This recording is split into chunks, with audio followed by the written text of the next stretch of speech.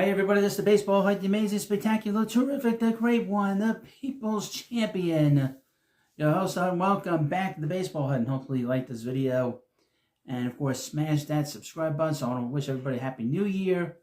Now, I had videos up yesterday, but I didn't record anything. But this is the very first video for the new year of 2025. Hopefully you had a safe and healthy new year, and we're going to have a big year this year on the channel. The Mets are going to have a big year. It's going to be great.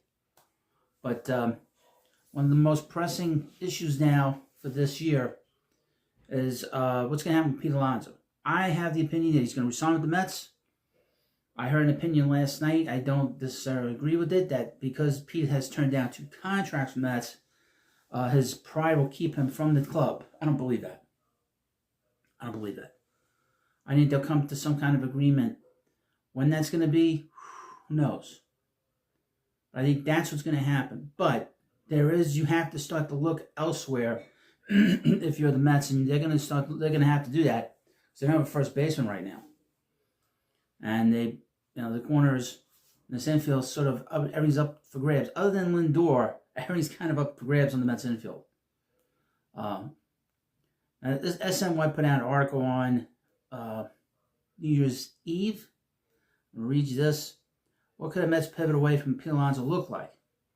Turn to Alex Bregman might make the most sense if a reunion with Alonso isn't in the cards. Let's get this out of the way from the jump. The Mets should re-sign Pete Alonso, who should want to stay in Queens. Given how his market seems to be shaken out, a reunion makes all the sense in the world. Sometimes, though, the most sensible outcome isn't the actual outcome. I would mention this. Pete Alonso is probably one of the most polarizing players that I've talked about for the last 4 years. The biggest argument that most of the subscribers and just regular people coming in and not sticking around, getting sent off out of here, getting nasty with me, has always been about Pete Alonso. For some reason, especially some of the older Mets fans, they all like to compare him to Dave Kingman. I never saw Dave Kingman. I just do things based on numbers, and based on numbers, Pete Alonso is a superior player to Dave Kingman. They complain about the batting average is too low, he strikes out too much. And a lot of that has to come from the fact that a lot of them dealt with Kingman, saw Kingman, he frustrated the hell out of them, and then the Mets got Keith Hernandez. And 4 years ago, when I started talking about Pete a lot, that they should keep him versus Dom Smith, they all thought that Dom Smith was going to be the next Keith Hernandez, and they were wrong. They were wrong then, they're wrong now, and now they're still angry about Pete Alonso.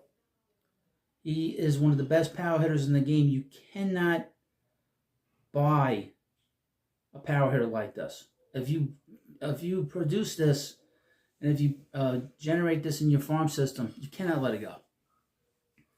I was thinking about this. He's being treated just as poorly in some ways as Darryl Strawberry was. And then when Darryl left, everything fell apart for the Mets. And that's been a lot of things that sort of the backdrop is Darryl Strawberry, what happened when he left. I don't want to see the same thing happen to Pete. He will not be nearly as loved as he is here. And again, they were both, Darryl Strawberry was killed here. I know he didn't have a great time here at times. He was a very difficult guy when he played for the Mets. He's a great guy now, but Pete is treated very poorly by a lot of the segment of the fans. I just don't understand it. If you look at his numbers, aside from the batting average and the strikeouts, which, by the way, is very much in line to big power hitting first baseman. There's nothing different about that. But he's always been a clutch hitter. Up until the last 2 years, he's been a clutch hitter for the Mets. And he had big hits in the postseason.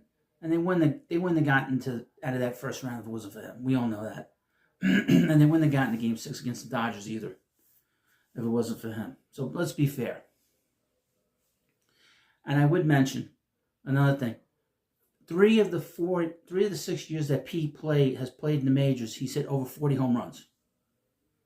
Dave Kingman never did that. 2 of those other years, over 30 home runs, and he would have hit 40 home runs in the second year if it wasn't for the stupid lockdown that they imposed upon the country back in 2020. Because he hit 16 home runs in 2 months. He probably would have had another 30 home runs for the season. So it would have been 4 out of 6 years of over 40 home runs. Darryl Strawberry never hit. First of all, Darryl Strawberry never hit 40 home runs. Just to put that in perspective. Let me continue on. That's just my opinion.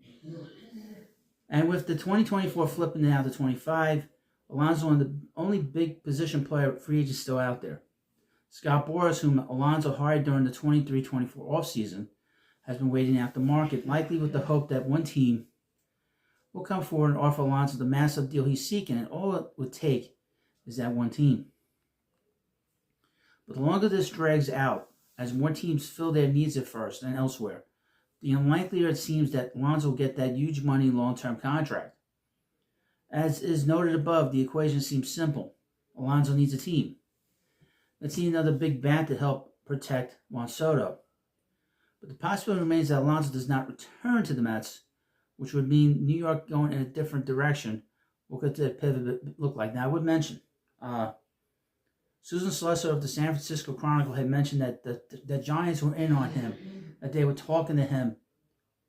She is a good friend of Scott Boras, so take that with a grain of salt, that might be a bullshit story.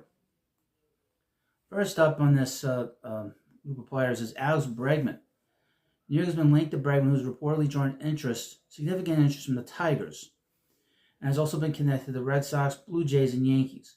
Now, the Red Sox and the Tigers both have guys that manage their teams that were above Alex Bregman. Obviously, A.J. Hinch was his manager for many years, and of course, Alex Cora was a coach on those Astro teams.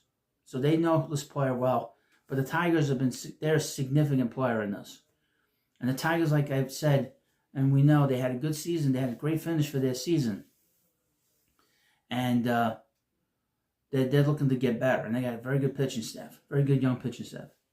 For the Mets, Bregman would be perhaps the cleanest option if they don't retain Alonso.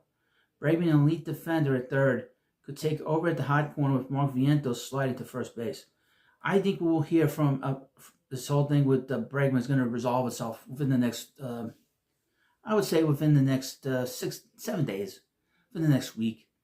After today, we're going to have the beginning of the work week, the regular work week, and maybe by Monday we'll probably have that. This will be resolved, I think. Bregman's a more gifted hitter than Alonso, except without the massive power, and though he had a relatively down season at the plate in 24. Hit 288, 22 homers, 20 doubles, 54 RBIs, and 65 runs scored in 94 games from May 28th to the end of the regular season. Numbers much more in line with his career OPS of 848. It's fair to believe Bregman could age better than Alonso, but it's also fair to wonder whether the Mets would be willing to give Bregman a deal in terms of years it could require to land him. We've heard 7 to 8 years with him. I would not do that. Very careful. You gotta let me know what you think. That's how I think. The trade route. This is not something I'm too interested in. You can let me know about that. Nolan Arenado has been made available by the Cardinals, who are taking a step back in 2025 and resetting a bit. There was a deal in place with the Astros earlier this offseason, but Arenado used his no-trade clause to block it. He has indicated he would accept a deal to the Mets, but it's hard to make an argument for David Stearns and company pursuing it. He's entering his age 34 season, has been trending down offensively over the last 3 years, and he did not win the Gold Glove this past year.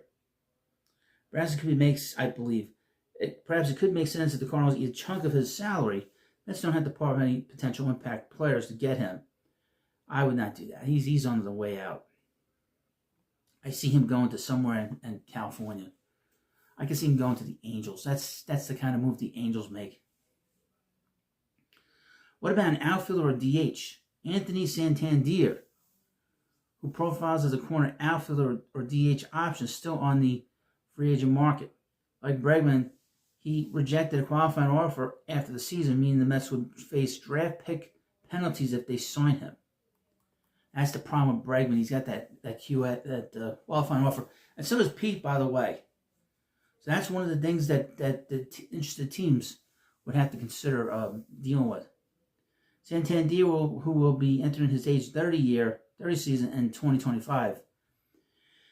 smacked a career-high 44 home runs last year while posting an 814 OPS. But while he's been a solidly above-average offensive player over the last 3 years, he doesn't get on base much, and that's a problem. And his outfield defense leaves a lot to be desired. Yeah, we know with the Stearns, he wants guys that are going to be good defenders, and that's already taken a bit of a hit in right field with Soto going in there next year. If the Mets signed Santander, they would have two options. The first would be to use him in the outfield and slide Brandon Nimmo back to the center. The second would be to use him as a full-time DH. Either way, Santander wouldn't help solve the Mets' hole at first base. No, it wouldn't. The first base stopgap option. The best stopgap options. Josh Naylor. Well, Naylor's a pretty good player. He's not a stopgap. Carlos Santana is, Paul Goldschmidt are. They're off the board, meaning the Mets would have to swing a trade or choose from a free agent crop that includes Ty France and Justin Turner. No. Don't do that. The Mets could conceivably sign a stopgap third baseman and slide Vientos to first for 2025, but that doesn't feel like something it would do if it's only temporary. Not would it be wise? No. Mets don't have a legitimate first base option on their 40-man roster aside from Vientos, so going internal would likely mean moving him over and having someone else from the 40-man roster play third base. The options that are numerous with Jeff McNeil, Luis Angel Acuna, Ryan Mauricio, and Brett Beatty among them. But all of those players come with huge question marks. McNeil's coming off a down season, Acuna is unproven, Mauricio has been hurt, and Beatty has yet had any success at the big league level. Additionally, going internal at first and third could open up a hole at second. See, the problem with going at third, one of these younger players, is that you don't want a question mark at third. The one thing that's been great about having Vientos be so good is it solidifies a place that's been a hole for a long time. Mets have not been any good since 2015. I mean, the Mets have had a big hole there. With just a revolving door, one loser after another until last year, when they brought in and finally gave Mark Vientos a shot. Now, I would mention, people complained about his defense. He only had 5 errors last year. So, but you got to keep in mind, he doesn't have great hands. He's got to continue to work on that. And but he's got a very good arm. He's got to work on his footwork. But other than that, he's okay. He's serviceable. And the only problem is you got to bring in. That's why having Iglesias still around is important. If you bring in Bregman, you don't need Iglesias. I don't need him. Okay? That's how I look at it. But that's just my opinion. Well, you let me know what you think about this video. Of course, I want to sort of just again mention I have memberships here. I would love it if I got enough members on the channel to where we can all see everybody here. Because on YouTube, they showed all these little circles. Those are usually members of my channel or anybody's channel. I love to be able to see that when I go on the and check out the app on my phone and of course on the computer. But please become a member if you're a subscriber. I'll have slightly different videos on there. You'll get to see different kind of content, a little more ballsy things that I would say. But I want to thank you all for coming by. Please subscribe to the Baseball Hut, and I'll see you later.